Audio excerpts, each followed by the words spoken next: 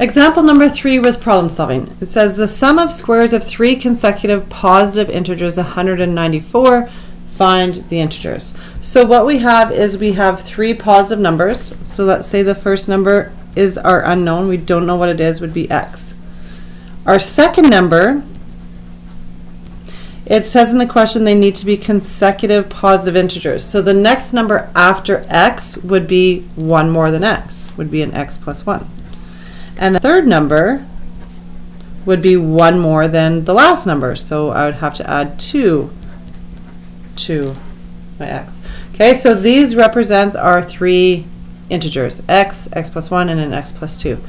All right, so now I want to create an equation to solve this, solve for x. It says the sum of the squares of 3 consecutive positive integers. So I'm going to square each one of these numbers, and I want to add all of those values together.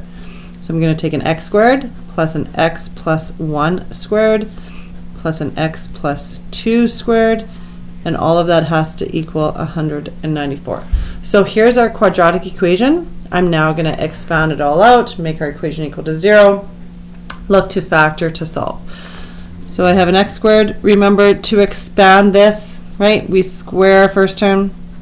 We multiply these two terms together, which would be 1x. I'm going to double that value, so 2x, and then I'm going to square the last term, which would be 1. Plus, this becomes an x squared plus 4x plus 4 equals 194. Okay, I'm just going to clean this up a little bit, collect my like terms before I move over that 194. So I have 3x squareds plus 6x's plus 5 equals 194. I'm now going to subtract 194 from both sides, which leaves me with minus 189 equals 0. Okay, I'm now going to look to factor this. So looking at this, it looks like I can factor out a 3 out of all of my terms. And I'm left with a 63.